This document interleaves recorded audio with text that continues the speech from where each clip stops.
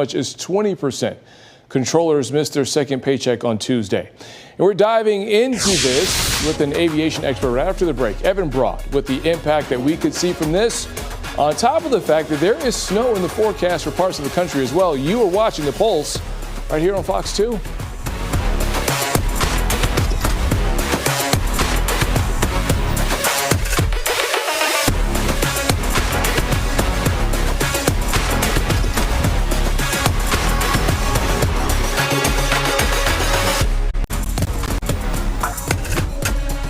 Well, back now on The Pulse, looking at all things people, power, and politics. Here to talk about the shutdown's impact on air travel, Evan Broad. He's an instrument-rated commercial pilot and an advisor to Embry-Riddle Aeronautical University's flight department. He's also been flying since he was 8 years old. That's quite an accomplishment, Evan. Hey, it's good to see you. Thank you for being here on The Pulse. How you doing tonight? It's good to see you, too. Thank you so much for having me. So, look, this has been a hot topic over the last 24 to 48 hours. But we have, just to add maybe fuel to the flames here, some snow that is in the forecast on Sunday that may impact a lot of travel all across parts of the country. So I want to get to ask you about that.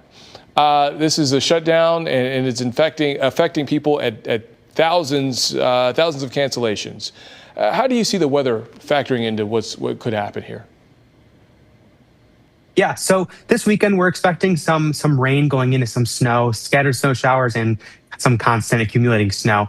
Going into Saturday night, we are expecting rain, and it should be below freezing. So with the rain, you can expect some ice. And then going into Sunday morning, temperatures do seem to rise, but throughout the day, up until the early afternoon, looks like we're going to be getting about an inch to an inch and a half of snow within the Metro Detroit area. Now, the thing is, this snow will accumulate. It's not disastrous, though. That's the important thing to understand. This will not affect air travel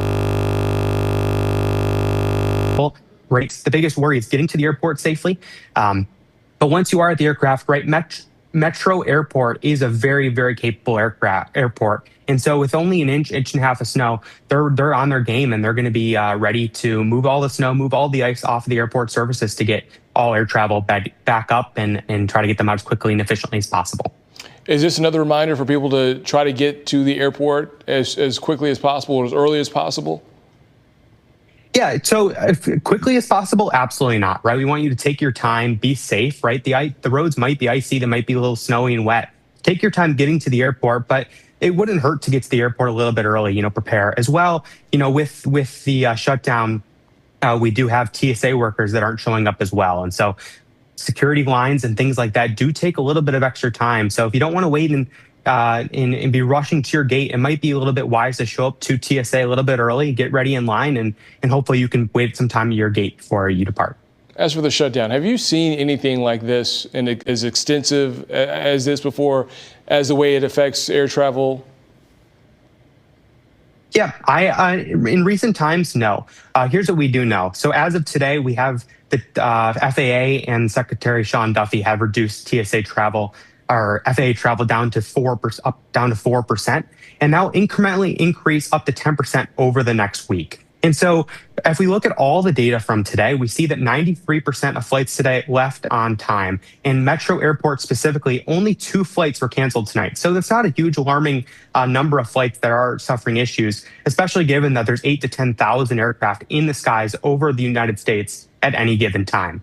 Now, we do know that if you are a traveler, if you are flying internationally out of the United States, your flight should see no worries at all. And then many airlines, including Delta Airlines, right out of Metro Airport, are offering basic economy tickets with no change fees and refundable tickets. And so if you are an airline, and if you are in an airline and you are a little bit worried about, maybe not missing your flight, or if your flight does get canceled, that is something to keep in the back of your mind in case that does happen. So you mentioned the 4%. Sean Duffy said it could go up as 10% to 20%. What do those numbers look like for a lot of people practically? Yeah, so if we think about today, right? So at any given time throughout the day, there's 8,000 to 10,000 aircraft in the sky at any time.